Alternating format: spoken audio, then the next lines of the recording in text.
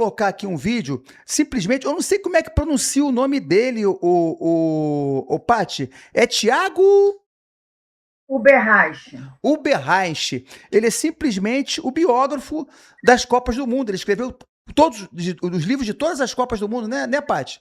De todas as Copas, né? Exatamente. Então É, ele. ele fez Biografia das Copas, que é um livro bem grosso, completamente em cima de pesquisa e dados fundamentados realmente. E aí ele começou a escrever os outros das Copas Independentes, 58, 62, 70, 94, e já era para ter saído de 2002, antes da Copa, tá, saindo do forninho, teve um problema na editora, porque senão já estava na mão. E é assim, é sensacional. Os livros dele, para quem não conhece, vale a pena procurar. Ele remete realmente você à época em que você está lendo aquilo lá. Além dele pesquisar futebol desde os 14 anos de idade, cara, tem muito conhecimento, ele trouxe, assim, você pega o livro de 70, ele traz, além de dados históricos pesquisados e fundamentados com entrevistas, né? Ele traz a notícia que tinha na época, a propaganda que era na época, a música que tocava, como eram os jornais, como era a televisão. Então, ele faz você voltar àquela época quando você está lendo o livro dele. E tem o QR Code no final do livro com cada narração de jogo. Pô, Então, se legal. você quer, Que legal. você aproxima lá o telefone, pega o QR Code e você vai ouvir o áudio original. Todos os materiais trazidos por ele, baixados, alguns comprados. E olha, ele ainda é muito generoso, porque quem procura ele para pesquisa, ele fornece gratuitamente toda a pesquisa dele, que é assim, desde de 14 anos, ele é um pouco mais novo que eu, mas ele tem mais de 40, quer dizer, é pesquisa demais. Então, ele, além disso, ainda é generoso demais. Vale muito a pena pesquisar e comprar a série aí, porque vocês vão se deliciar.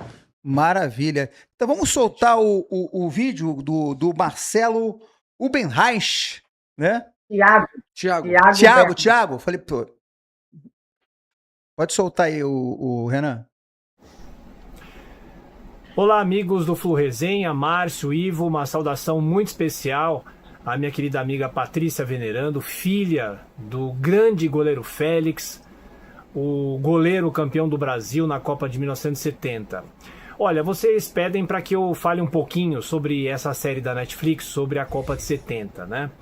Eu tenho muitas restrições a essa série, é claro que é algo ficcional, como eles destacam, mas não tem como não olhar essa série com a nossa visão de pesquisador, de quem já escreveu inclusive um livro específico sobre a Copa do Mundo de 1970.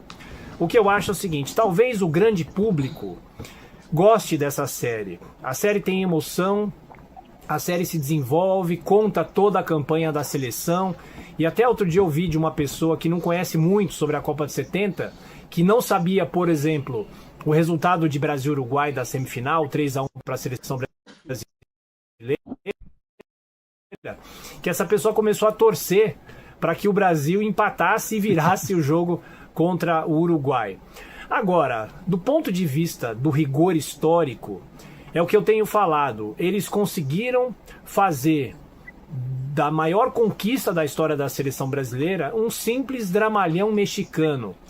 Eles fazem com que o Félix pareça um medroso, eles mostram o Pelé como se não fosse bom de grupo, eles exageram nos gritos do Zagallo, na concentração, no vestiário da seleção brasileira. O Zagallo não era um técnico de 80 anos falando com jogadores de 20. O Zagallo tinha 39 anos em 1970, 10 anos a mais só do que o Pelé, por exemplo, e de outros jogadores também. Ele não era muito mais velho e ele respeitava os jogadores. Os jogadores de 70 tinham uma espécie de liberdade, tanto é que a troca de posição entre o Gerson e o Clodoaldo no jogo contra o Uruguai é algo nítido, né? Eles decidiram aquilo na hora, né? Então eu acho que os jogadores estão muito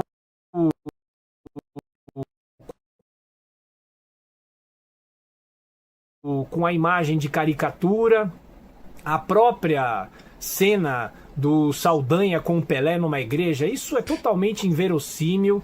O próprio Tostão andou escrevendo na Folha de São Paulo contra algumas coisas, o Tostão não pediu para entrar naquele time, não é? Aquilo estava sempre nos planos, era uma possibilidade, o Tostão já jogava ao lado do Pelé nas eliminatórias, mas o Zagallo só se convenceu em cima da hora que o Tostão deveria jogar junto com o Pelé na Copa do Mundo. Então, gente, é isso.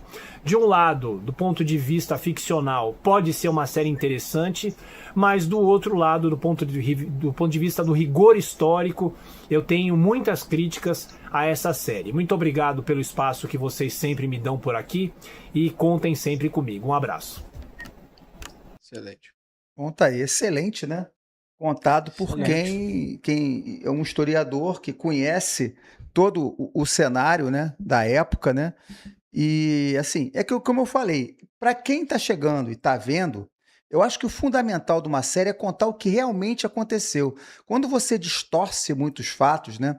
Eu vou falar individualmente de cada, principalmente dos 3 que eu achei que foram mais prejudicados na série. O Zagallo, o Pelé e o Félix. Esses 3 eu acho que foram muito prejudicados na série.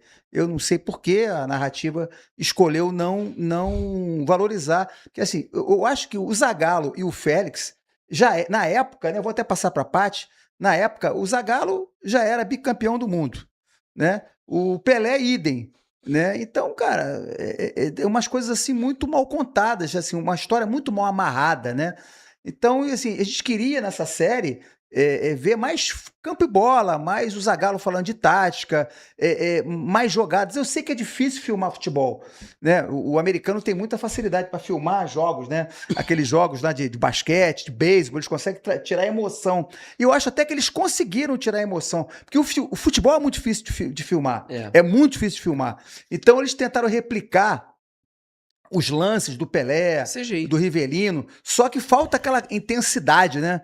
Então, assim, mas no geral, assim, a série, eu fico bem realmente no meio termo, né? Ela é boa na parte emocional, mas muito ruim na parte de roteiro e nessa parte histórica, né, Caio?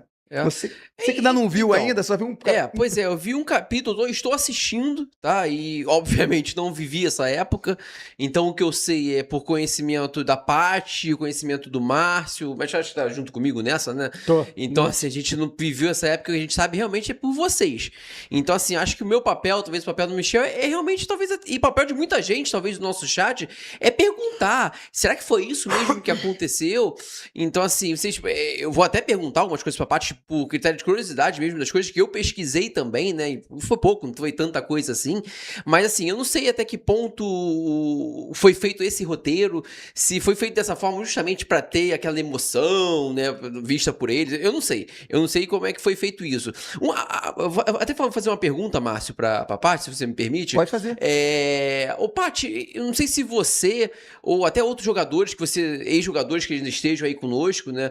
Tenham sido, em algum momento, entrevistado para ter feito alguma coisa com relação à série, entendeu? Ouvir a voz das pessoas que estavam convivendo na época, que viveram, né? Principalmente jogadores. A gente viu aí até o Gerson também falando com relação ao filme, com relação à série, desculpa. Então, assim, ô Paty, você em algum momento, alguém da família foi consultado? Foi assim? Como é que era? Isso aconteceu? Tanto por sua parte quanto por alguns ex-jogadores?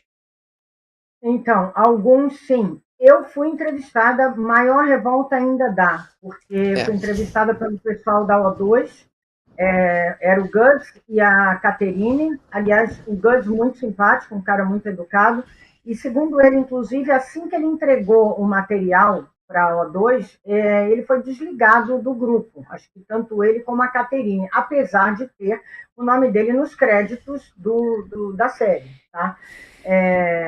E aí, assim, a gente, inclusive, assina um termo de que você não vai questionar nada, assim, em relação a ganhos, né?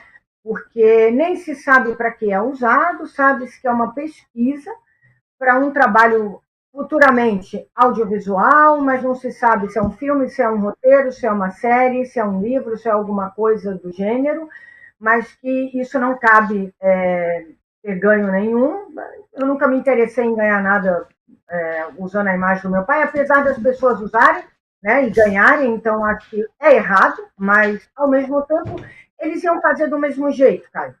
Então, assim, mesmo que eu falasse, não, eu não quero assinar porque se for fazer algo eu vou querer ganhar. Eles não iam me entrevistar, simplesmente assim. Então, o que eu quis foi tentar compartilhar tudo que eu tinha de conhecimento da história. Eu tinha 2 anos na época, né? Mas eu me alimento de Félix e da história do Félix. Eu cresci no Fluminense, eu já de fralda estava lá no Fluminense, todos os ex-atletas cuidavam de mim junto com meu pai lá, então ficava atrás do gol de Gandula.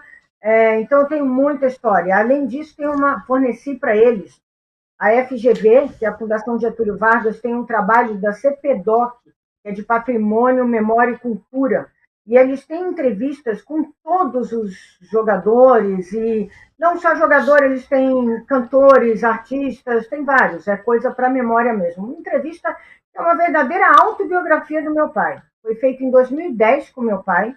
Eu já vi lá no CPDOC do Carlos Alberto, do Brito, do Piazza, tem vários, né? Então, quem quer saber a história, né, e para montar uma série, um filme, pode ir lá também pesquisar aquilo. O Thiago Berratti também foi entrevistado, assinou o mesmo termo. O Paulo César Caju falou para mim, a gente conversou, conseguiu conversar, ele também foi entrevistado, ele também assinou o termo, e aí o que ele fez, que ele me falou, foi que ele, como sendo jogador, que talvez tenha acontecido com o Rivelino, eu não consegui falar com ele viajou, não deu tempo. Ele pediu um cachê pela entrevista, porque era assim, horas e você contando muitos detalhes. Então, claro, meu pai, se estivesse aqui, também talvez fosse ganhar esse cachezinho, que não era nada representando o que, com certeza, uma série desse tamanho, dessa dimensão, com os atores que tiveram principais ali, o Rodrigo Santoro e o Bruno Mazeu, estão ganhando, né? Então, inclusive, segundo o Paulo, ele achou que agiram, sim, de má fé. Fala galera, beleza? Esse aqui é o canal Flu Resenha, então já sabe, curte, compartilha e se inscreve no canal, valeu? Tamo junto, vê esse Fluminense. Abraço, galera.